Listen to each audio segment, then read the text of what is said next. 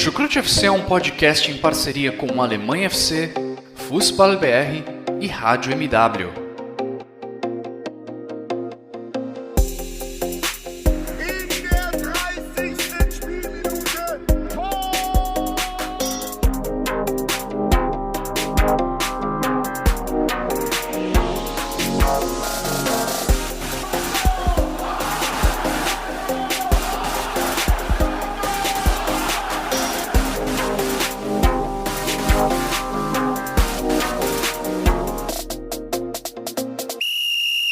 Sejam muito bem-vindos, fãs da Bundesliga. O meu nome é Guilherme Ferreira e eu recebo vocês para mais uma edição do Chucrute FC, dessa vez para falar sobre UEFA Champions League e UEFA Europa League.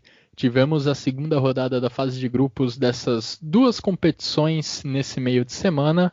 E falando de Champions League, a semana foi bem complicada para as equipes da Bundesliga. Foram duas vitórias difíceis de Borussia Dortmund e de Bayern de Munique e dois resultados que machucaram bastante Leipzig e Borussia Mönchengladbach. O Gladbach cedeu o empate nos instantes finais do jogo contra o Real Madrid e o Leipzig acabou cedendo a goleada nos instantes finais nos minutos finais contra o Manchester United. E para me ajudar a passar a limpo o que de melhor aconteceu nesse meio de semana, eu recebo dois companheiros de Chucrute FC. Primeiramente, eu dou as boas-vindas a um cara que acho que está com insônia hoje, acabou não tendo problemas para dormir e resolveu participar desse programa conosco. Tudo bem com você, Vitor Ravetti? Mãe, alô, servos. Não tô com insônia, não. Ainda não. A questão é a seguinte, meus amigos, a gente está gravando aqui no horário da Alemanha às 11h15 da noite da quinta-feira, ou seja, não sei se você, amigo ouvinte mais assíduo, já percebeu que normalmente eu não participo dos episódios do meio de semana e tem um motivo, né? Por conta justamente do fuso horário, eu acabo não conseguindo tendo que trabalhar no dia seguinte. Só que aí, para começar, diminuiu a diferença do fuso horário para o Brasil essa semana, né? O horário de verão na Europa acabou, então agora a diferença é só, entre aspas, de 4 horas.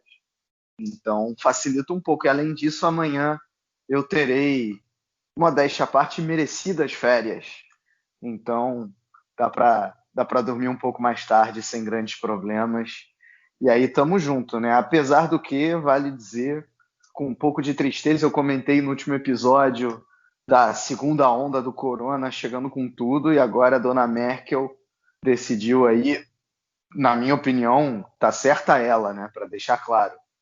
Mas decidiu junto aí com os governadores que bares, restaurantes, academias devem ser fechadas por todo o mês de novembro. Agora só pode ter, no máximo, aglomeração de 10 pessoas e, no máximo, membros de 2 famílias diferentes, ou seja, estamos voltando lá para o que ocorreu em abril, maio, com detalhes de que agora acho que o país está um pouco mais preparado e com impactos diretos no futebol também, né? Se daquela vez o futebol parou, dessa vez ainda não há indícios que isso vai acontecer, mas o que antes tinha lá os seus até 20% de espectadores nos estádios voltou para estaca zero, né? Vamos ver como é que vai ser isso aí ao longo das próximas semanas. Momentaneamente não teremos torcedores nos estádios da Bundesliga. A gente via até um movimento de alguns clubes, né? Não todos ainda, mas alguns deles conseguiam colocar lá algumas centenas ou até alguns milhares de torcedores nas arquibancadas. Mas agora, como o Vitor falou, zero. Portões fechados. As torcidas vão precisar acompanhar seus clubes de casa. E é curioso até a gente notar, recentemente a Alemanha jogou contra a Ucrânia na Ucrânia, o Bayern de Munique jogou nesse meio de semana em Moscou, e é curioso notar como esses países do leste europeu estão adotando uma postura bem diferente. A gente vê os estádios não lotados, mas com bastante gente nas arquibancadas. Bom, e para dar as boas-vindas ao nosso terceiro, na verdade, integrante dessa edição do Chucrute FC, eu recebo um dos nossos integrantes do Rio de Janeiro. Tudo bem com você, Jonathan Gonçalves? Vai dormir tarde hoje também? Olá, Guilherme. Olá, Vitor. Olá, ouvintes do Chucrute FC. Não devo dormir tão tarde assim. Devo jogar um pouquinho de FIFA 21 ali, mas não tão tarde, Guilherme. E assim, triste o que o Vitor estava falando, né, da situação da Alemanha, da própria Europa, né, que está tendo uma segunda ou sei lá qual onda já, que realmente, acho que no caso da Europa é a segunda, mas aqui no Brasil a gente não sabe nem em que onda a gente se encontra, né, porque a situação ainda não se encontra no ideal. E É com porque o querido presidente negacionista que nós temos aí, né, é meio difícil. Alguém ia falar alguma coisa? eu comentei que no Brasil não é uma onda, não são ondas, é um tsunami mesmo. Exatamente, é um maremoto, é um mar muito turbulento, que é difícil definir em primeira, segunda onda mesmo. Mas bem, vamos falar aqui de futebol, vamos falar dessa rodada de competições europeias.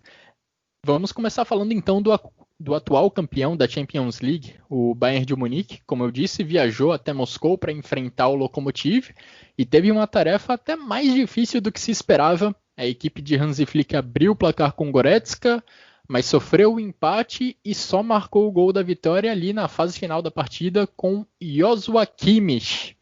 Num chute de fora da área, Jonathan, e o Kimmich mais uma vez mostrando uma qualidade enorme para finalizar de longa distância. Ele já mostrou isso naquele jogo decisivo contra o Borussia Dortmund da temporada passada. Nessa temporada, se eu não me engano, contra o Hoffenheim, o único gol do Bayern de Munique foi também dele no chute de fora da área. Além de ser um cara que organiza o time lá de trás com passes ali na altura do meio-campo, é também um cara que está chegando bem para finalizar. Mostrou isso novamente, sendo decisivo contra o Lokomotiv Moscou. Sim, é um jogador que assume muito um papel de liderança no Bayern de Munique. Apesar de ser jovem, é hoje um dos pilares desse time do Bayern. E em diversos momentos assim que o Bayern precisa de alguém ali que, às vezes, o próprio Lewandowski não tá num bom dia, não tá marcando gols, né? E aparece ali o Kimmich, que foi o caso do jogo contra o Lokomotiv. O Bayern teve mais a posse de bola, o que já era esperado. O Bayern, de fato, jogou melhor que o Lokomotiv, mas em alguns momentos eu senti que a equipe bávara pecava muito em fazer ali o gol, né, no último passe ou na hora de finalizar. Parecia até, de certa forma, displicente, que o jogo, sei lá, poderia ser decidido a qualquer momento pela equipe bávara, e o Lokomotiv não teve medo, né, em contra-ataques rápidos. Conseguiu até mesmo fazer o gol lá com o Miranchuk. E também teve quase uma chance do Zé Luiz, né, o cabo-verdiano, tocar uma bola ali para o lado, para o companheiro, que poderia no momento fazer um 2-1 para o Lokomotiv. Só que o jogador do Lokomotiv errou o passe e o Bayern logo em seguida teve esse golaço marcado aí pelo Kimmich. Acho que pode ser até o gol da rodada da Champions, né? Ele levanta a bola, dá um voleio lindo no canto do goleiro Guilherme. Golaço mesmo. Seu xará, né? Que fez até uma boa partida. Sim. Também o goleiro brasileiro naturalizado russo.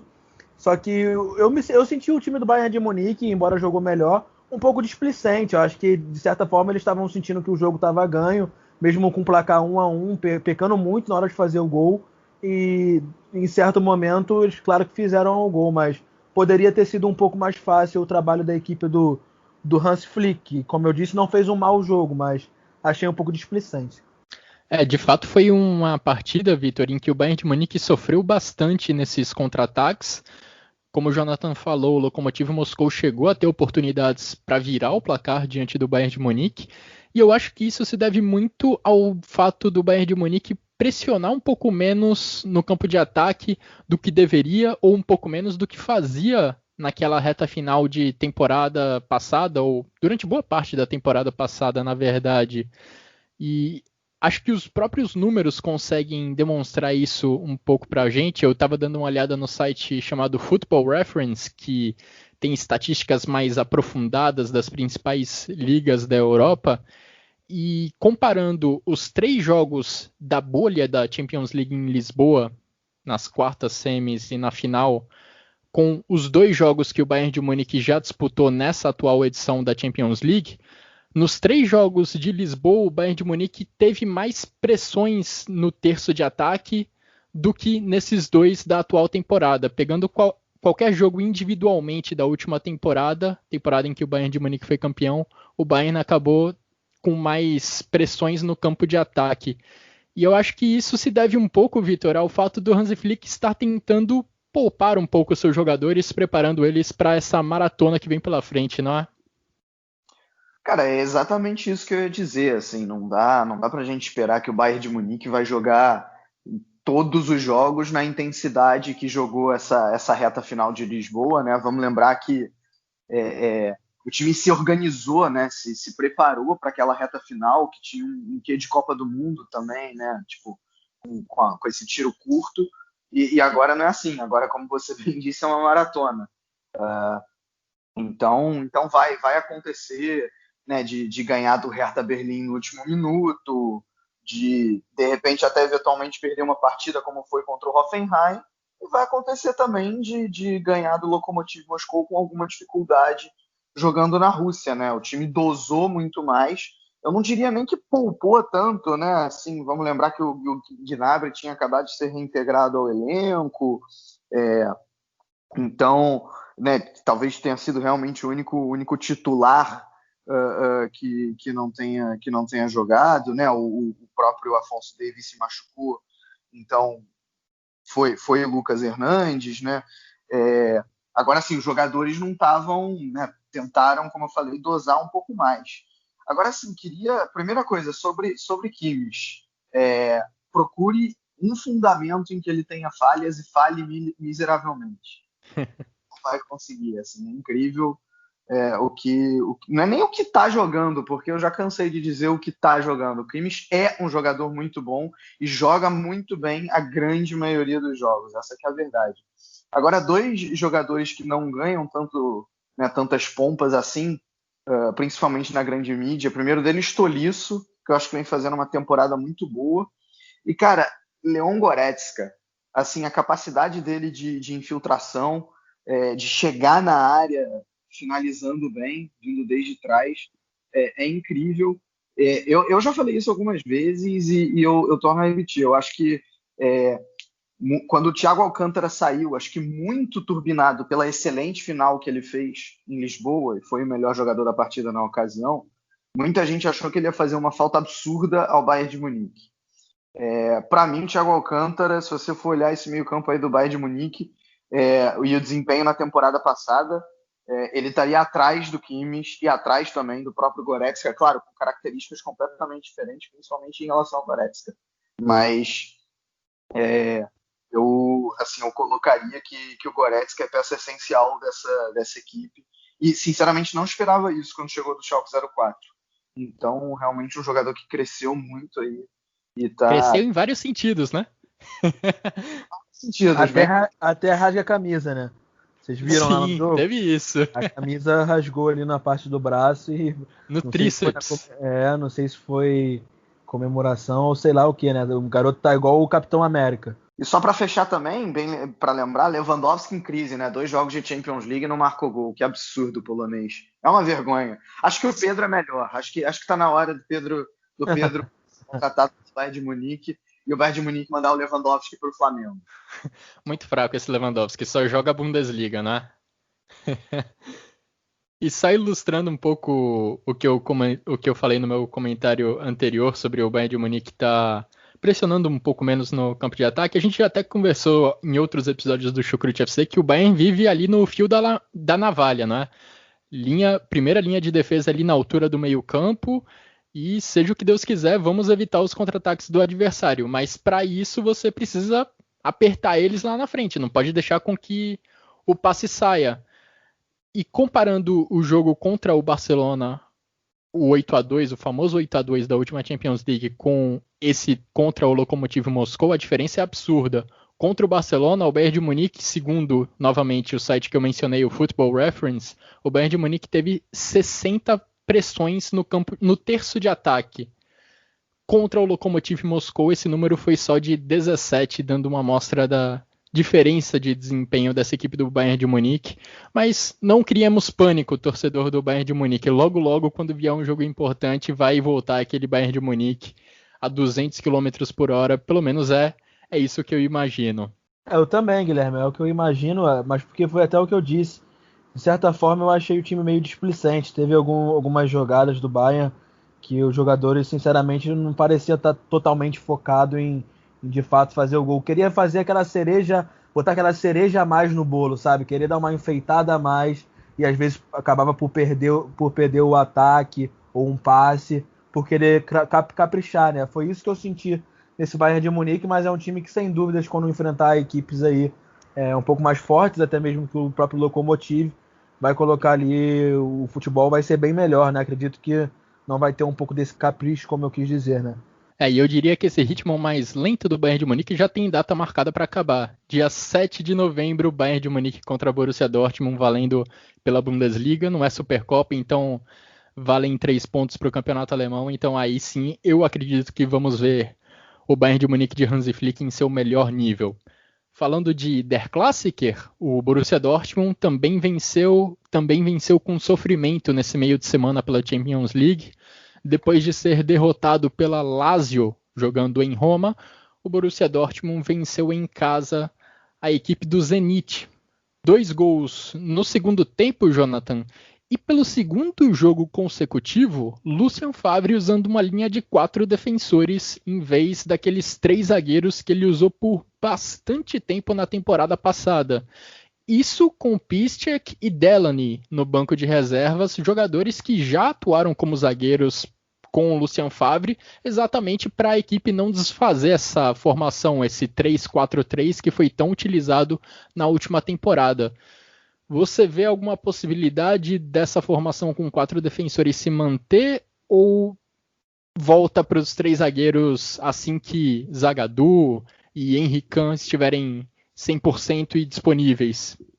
Olha, eu sempre preferi o Borussia Dortmund com 4 defensores desse jeito, sabe? Eu acho que desde a época do Klopp, na época também, até mesmo do Thomas Tuchel, que às vezes jogava com 3 zagueiros, mas sempre você via o Borussia Dortmund com 4 defensores, assim, né? Os 2 laterais e os 2 zagueiros. Tem bons laterais para sair ao ataque, bons laterais entre aspas, né? E porque o Thomas Meunier continua sendo um grande crítico dele, apesar da vitória do Borussia Dortmund, eu acho que é um jogador que não está em sintonia com os demais do Dortmund. Eu acho que é um jogador que peca muito em lances muito bobos, sabe? Às vezes é um passe simples.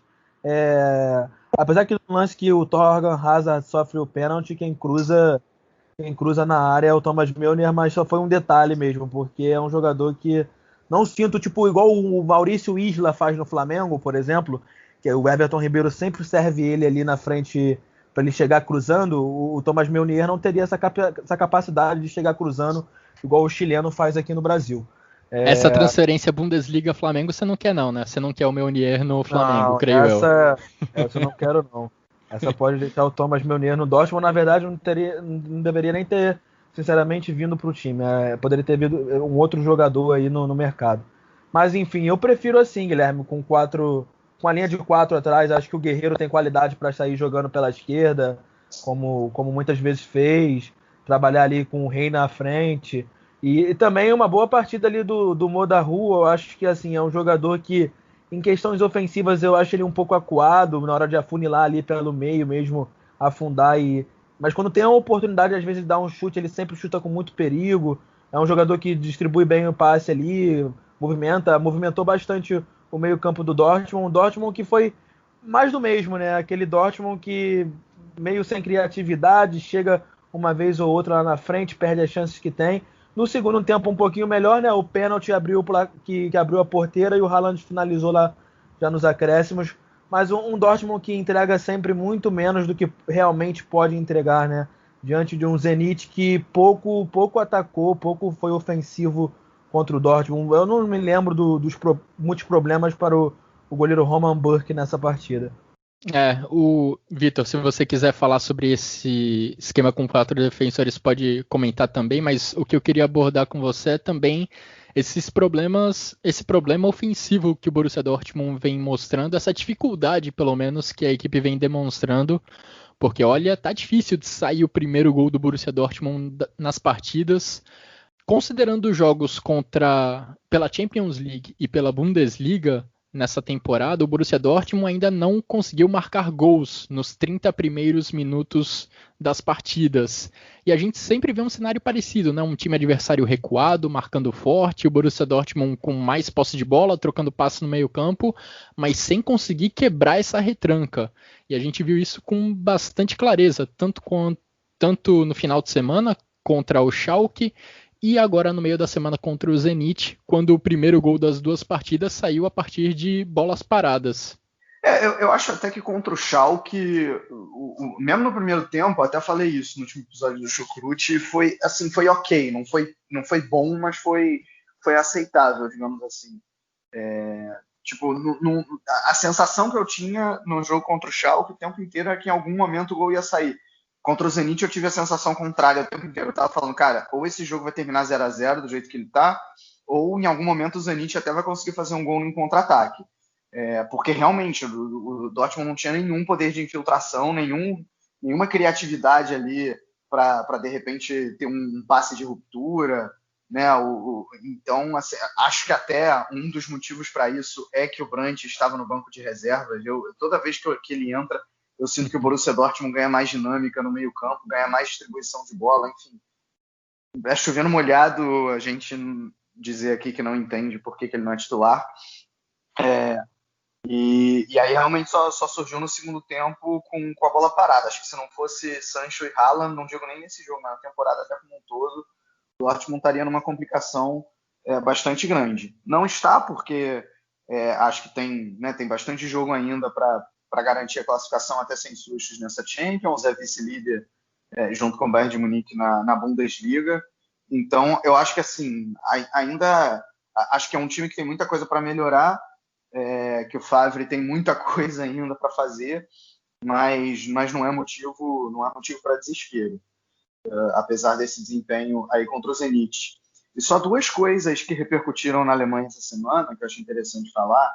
A primeira é que é sobre Lucien Favre, né? Eu falei aqui, me cansei, e até de certa maneira cansei de falar que no Brasil as críticas são muito mais fortes a ele, né, pelo torcedor do Borussia Dortmund, do que na Alemanha, e que raramente aqui é questionado dele sair ou não. E essa semana, não que houve burburinho de uma saída imediata, mas foram colocados nomes de possíveis substitutos caso ele saia, e um deles é o de Marco Rose, do Borussia Mönchengladbach, mas ele já deu uma entrevista, negou, disse que vai continuar no Gladbach, e pelo que eu entendi, essa substituição também no Dortmund só aconteceria ao fim da próxima temporada. Então, pelo menos acho que nessa o Favre fica. E a segunda coisa é muita gente, assim, a imprensa em geral, questionando Marco Reus como capitão.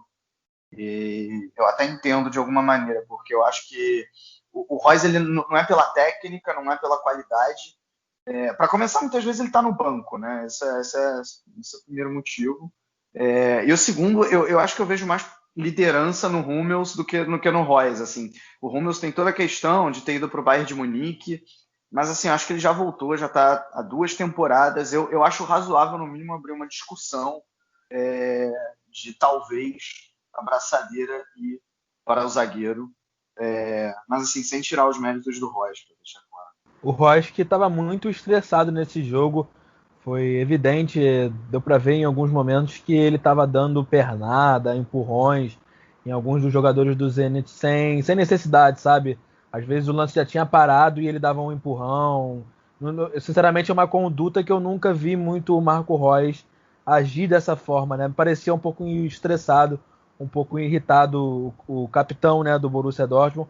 Também acho assim que o Hummels tem mais características de um capitão. Se você parar para pensar, antes dele ter voltado ao Bayern de Munique, né, e depois voltou aí novamente para o Dortmund, ele que era o capitão daquele Borussia Dortmund antigamente, tanto que a torcida fez uma faixa, agora obrigado capitão, agora vá para o inferno. Foi bem essa... Acho que, tipo assim, tem uma certa parte da torcida do Dortmund que não vai ver essa troca de braçadeira de uma forma tão boa, né? Justamente por esse fato do Hummels. Eu acho que realmente já superou, hoje em dia dá para ver que ele está novamente focado no Dortmund, né, o que aparenta, e não teria nenhum problema de ser capitão, até porque eu acho que ele tem mais consistência, né, de jogar mesmo do que o próprio Marco Reus, que está no banco, como o Vitor falou, às vezes nem jogando tá, né, quando não é lesão. E só para fechar sobre esse jogo em si, Vitor, eu acho que o Dortmund também foi ok contra o primeiro tempo contra o Schalke. Não foi ruim. Cria chance, sim. Apesar de ter dificuldade para criar, ele sempre cria uma chance ou outra. Só que eu vejo muita falta de... No caso não foi igual o Bayern que eu senti ser displicente. O Dortmund é falta de eficiência mesmo, perde uns gols às vezes que em jogos importantes não se perde e que acaba depois custando muito caro, né? Eu acho Até o Haaland perdeu um. Agora aí ele perdeu um gol que no final o pessoal até mesmo falou que ele se redimiu fazendo o gol, né? E assim, eu acho que o Dortmund também não vai ter tantos problemas nesse grupo, mas se souber se impor, né? Se você parar para ver, a Lazio empatou lá com o Clube Bruges, né? Os dois clubes estão com 4 pontos no grupo, dois clubes que aparentam que não vão facilitar, né? Que vão brigar ali pela vaga. Exatamente. Esses dois times que a gente já comentou nesse episódio do Chucrute FC não devem ter grandes dificuldades para se classificar. O Bayern de Munique, inclusive, deve passar na primeira posição, principalmente depois do que mostrou contra o Atlético de Madrid na primeira rodada. E para dar uma passada nesses dois grupos, Bayern de Munique líder do grupo A da Champions League com 6 pontos, Atlético de Madrid na segunda posição 3, Lokomotiv e Salzburg tem 1 ponto cada. No caso do Borussia Dortmund, que eu também não imagino passando por grandes dificuldades para se classificar, mas deve ter uma briga ali pela primeira posição. A Lazio acabou tropeçando nessa rodada, empatou com o Bruges, mas mantém o primeiro lugar do grupo com 4 pontos. O Bruges também tem 4 pontos e o Borussia Dortmund tem 3 pontos nesse grupo F da Champions League, enquanto o Zenit está zerado. A gente vai falar agora dos outros dois times alemães que estão na Champions League. Esses dois sim terão grandes dificuldades, vão ter que suar muito para se classificar. E coincidentemente, ambos tiveram resultados bem doídos nesse meio de semana, em cenários bem diferentes, mas o final de jogo de Gladbach e de Leipzig foram bastante sofridos para as duas torcidas. Começando pelo Borussia Mönchengladbach, a equipe do treinador Marco Rose jogou em casa e olha, estava muito, muito perto de conseguir um grande resultado diante do Real Madrid. O Gladbach abriu 2-0 com gols de Marcus Thuram, com 2 gols de Marcus Thuram. Só que aí o Real Madrid nos minutos finais conseguiu se recuperar, já no desespero, já no abafa, com base em cruzamentos na grande área, com Sérgio Ramos e Varane de centroavantes. A equipe espanhola acabou alcançando o empate e equilibrou muito esse grupo, não é, Jonathan? E olha, se você não ouviu o episódio do Chucrute FC da semana passada em que comentamos Gladbach contra Inter, o cenário desse jogo contra o Real Madrid foi bem parecido, não é, Jonathan? O Gladbach sofrendo para se defender lá atrás e preciso nos contra-ataques. Sim, e uma dor muito grande para o Gladbach de perder o jogo novamente, né? Dos minutos finais. Naquele jogo lá não contra perdeu, a Inter... mas é quase como se tivesse sido, né? No caso, perdeu 2 pontos, né? Sim. Porque foi como lá no jogo contra a Inter. No caso do jogo contra a Inter, vocês até falaram aqui no Chucrute FC que não foi nenhum demérito a Inter ter empatado aquele jogo no final, porque a Inter também foi bastante ofensiva, né? A Inter... o Gladbach não teve o jogo nas mãos, né? Conseguiu virar aquele jogo e o Lukaku lá no final conseguiu marcar mais um para a Inter. Nesse jogo, não. O Borussia Mönchengladbach, em certo momento, conseguiu ter mais investidas que o Real Madrid. Eu até achava, depois que fez 1-0, terminou o primeiro tempo, aí no segundo tempo o Real Madrid já pressionando bastante, uma partida muito abaixo do Vinícius Júnior, né? Teve até aquele burburinho lá, a questão do Benzema ter falado mal dele pro Mendy, ou ao contrário, algo assim, lá em francês. Realmente o brasileiro não estava num bom dia. E o Gladbach, em certo momento, estava sofrendo sim pressão do Real Madrid.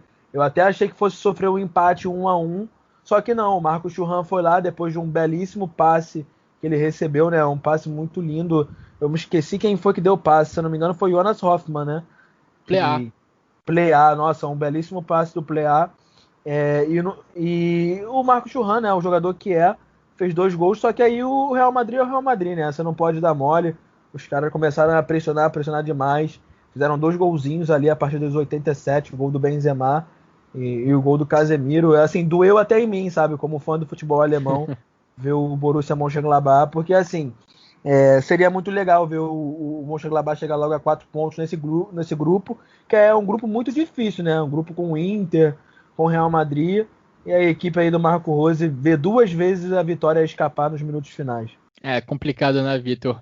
E assim, no primeiro tempo contra o Real Madrid, eu acho até que a equipe espanhola esteve mais perto do gol, ela conseguiu criar melhores chances. Mas no segundo, o Gladbach conseguiu se proteger bem, principalmente depois que abriu o placar. E aí o Real Madrid só conseguiu chegar ao empate realmente na base do abafa, cruzando a bola desesperadamente para o meio da área. Foi assim que eles chegaram ao empate e é uma pena até porque o Gladbach esteve muito perto também em alguns momentos de fazer o terceiro gol, porque o Real Madrid se atirou de uma forma tão agressiva para o ataque que o espaço para o contra-ataque estava lá, mas aí sem Plea, sem Thuram em campo, acho que faltou um pouco de qualidade no passe final para deixar um companheiro na cara do gol. O Embolo teve até essa chance, né? Chegou na cara do gol e acabou perdendo, o Courtois pegou. Seria o terceiro gol e ali o caixão ia fechar, né? Não ia dar mais, não. É. Agora assim, eu fiquei também com a mesma sensação que o Jonathan, assim, doeu ver o Gladbach perdendo. Eu vi os dois jogos, né? Vi o jogo contra a Inter semana passada e vi esse jogo, e assim, tava torcendo pro Gladbach quase que nem eu torço pro Flamengo, assim. Quase mesmo que nem eu torço pro Duisburg, assim, porque, óbvio, eu tô sendo time alemão. E, assim, do jeito que foi, acabou sendo doído. Agora é engraçado isso, eu tenho um colega de trabalho que é torcedor do Gladbach, e aí eu fui falar com ele falou assim, cara, se você, antes da Champions começar, né, você me dissesse que nas 2 primeiras partidas eu ia arrancar um empate contra a Inter de Milão fora de casa, ia conseguir um outro empate com o Real Madrid mesmo dentro de casa, eu ia dar pulos de alegria. Agora, do jeito que foi, a gente acaba ficando com aquela sensação de comeu e não gostou, né? Assim, podia ter sido melhor. Cara, analisando o jogo, acho que é bem isso que vocês já falaram, né? Também achei que o Real Madrid foi até melhor no primeiro tempo. O Gladbach é um time que soube se adaptar bem à situação, né? Porque é um time que na Bundesliga preza bastante pela posse de bola. E dessa vez soube explorar igual a velocidade do Thuram, do Plea e por aí vai.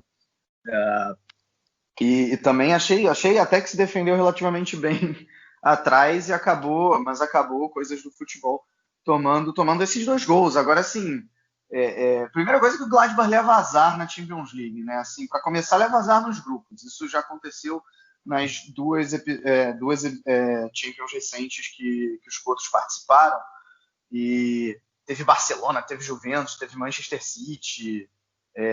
Assim, foram grupos complicados e mais uma vez apareceu Real Madrid e Inter de Milão para complicar mais uma vez. E também nessas Champions o time chegou a ter boas exibições, mas não conseguiu os resultados, né?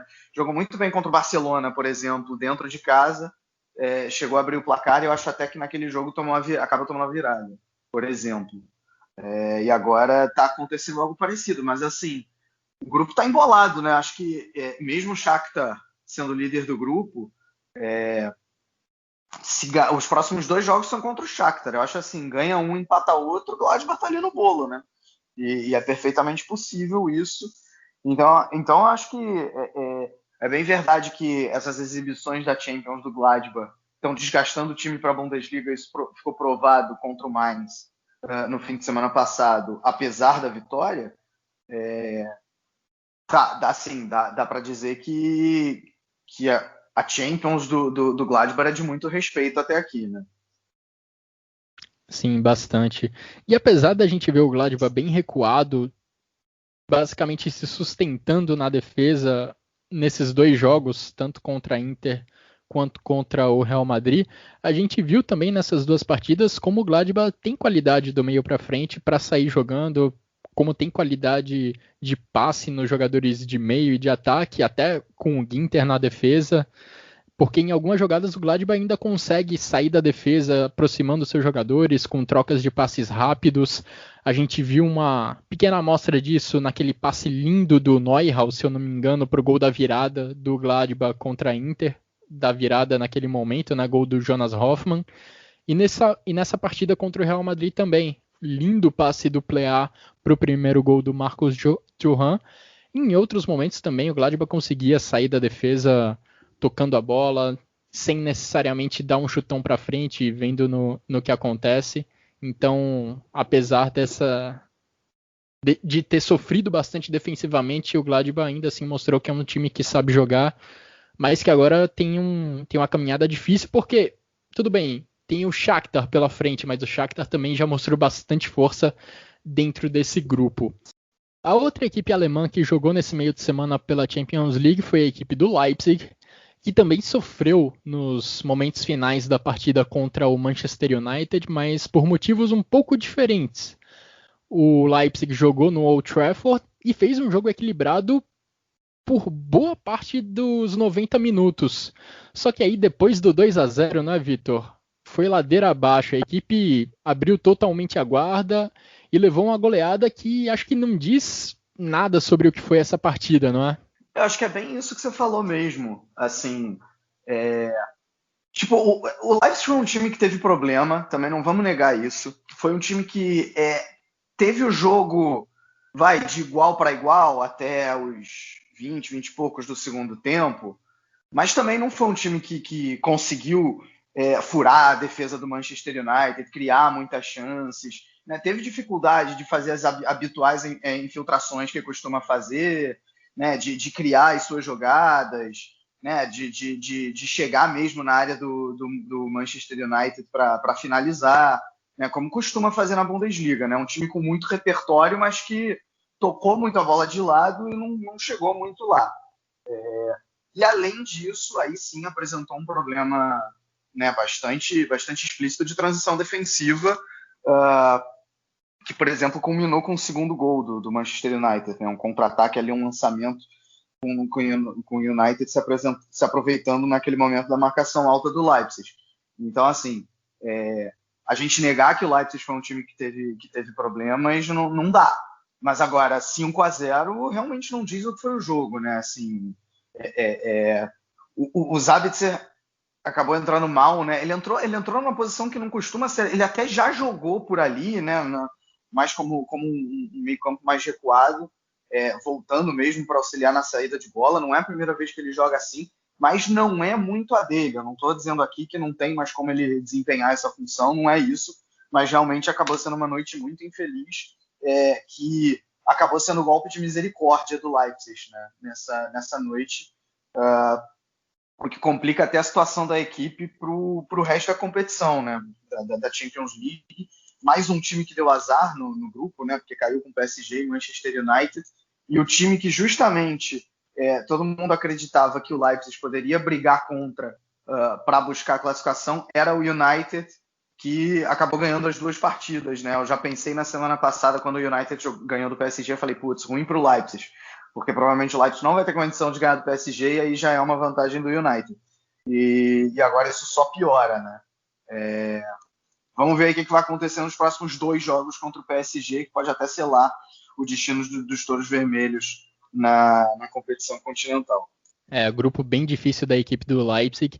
E vou bem na linha do que falou o Vitor mesmo, né? O Leipzig teve bastante dificuldades para ameaçar o DG. Acho que o DG só teve uma boa defesa durante o jogo.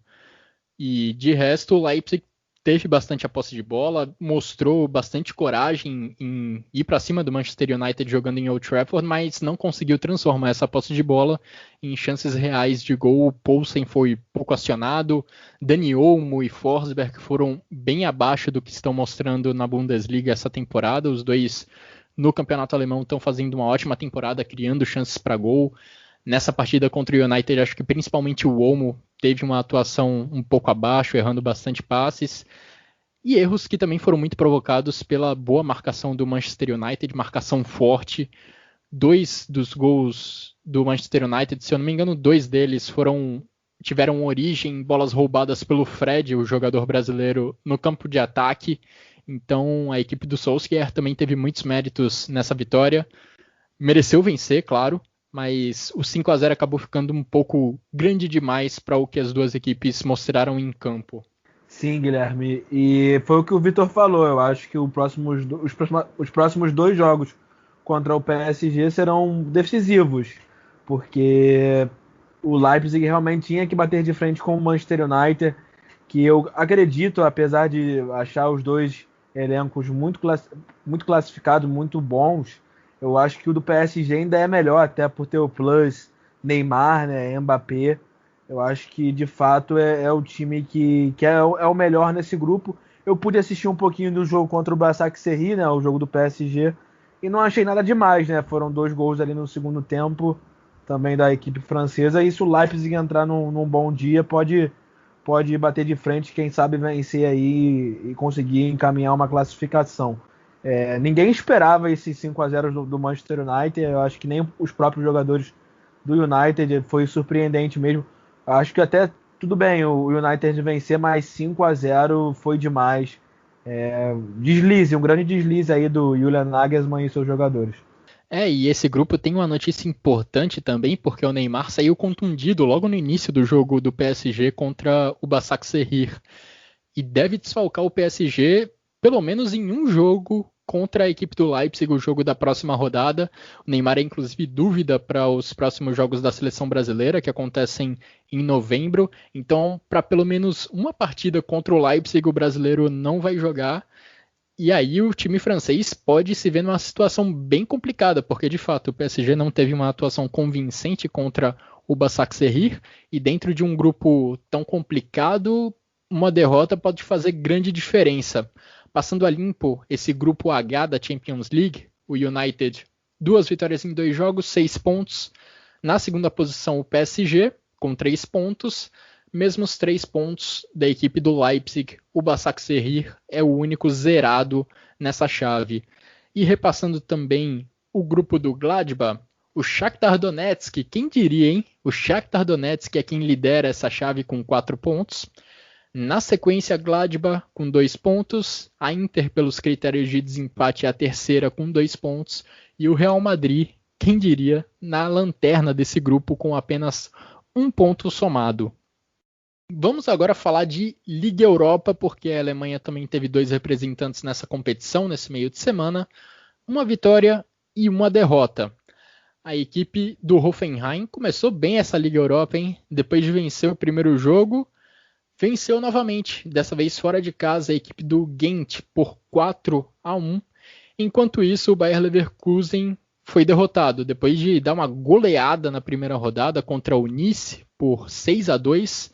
Acabou sendo derrotado o Bayer Leverkusen por 1-0. Jonathan, Vitor, algum comentário sobre essas partidas? Falando rapidinho sobre o Hoffenheim, assim, obviamente, guardadas todas as proporções do adversário, o Hoffenheim teve o que não tiveram Leipzig e Dortmund, que a gente acabou de comentar na Champions, né? Foi um time que conseguiu furar toda a defesa do Ghent muito bem. Assim, o Hoffenheim criou inúmeras chances. O 4-1 ficou até barato. Poderiam ter saído mais gols. O time jogou realmente muito bem, assim, com trocas de passes envolventes.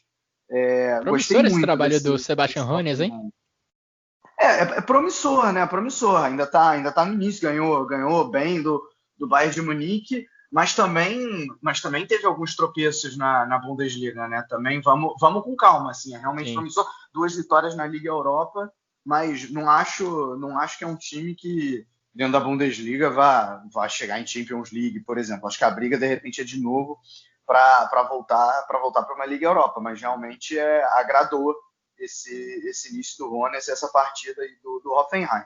Já o Leverkusen, né, jogou com 1 a menos. Acho que desde coisa dos 30 do primeiro tempo, o Belarabi foi expulso, então isso acabou dificultando um jogo que a tendência era que o Leverkusen tivesse a bola o tempo inteiro, enquanto o Praga se defenderia. Acabou ganhando contornos de, digamos, um jogo mais laica, entre aspas, né? E aí o Slavia Praga soube ser competente, fez 1-0, isso depois de ter perdido um pênalti. O Hradek fez uma defesa muito, muito boa, aliás, dupla defesa, né? Porque depois o atacante do Praga ainda teve a chance do rebote e o Hradek foi lá e buscou de novo. E no Hoffenheim o goleiro também brilhou, né? Porque o Baumann também pegou um pênalti na vitória do Hoffenheim. Também teve esse momento de brilho. O Hoffenheim que lidera o seu grupo L da Europa League com 6 pontos. Estrela Vermelha e o Slovan Liberec tem 3 pontos. E o Ghent está zerado na Liga Europa até o momento. Já no caso do Bayer Leverkusen, A classificação do grupo C é a seguinte: o Leverkusen ainda lidera com 3 pontos, mas todo mundo tem 3 pontos nesse grupo. O Apoel Barchiva, o Slavia Praga e o Nice, todo mundo com 3 pontos. O Leverkusen lidera pelos critérios de desempate. Bom, e assim a gente chega ao fim de mais uma edição do Chucrute FC.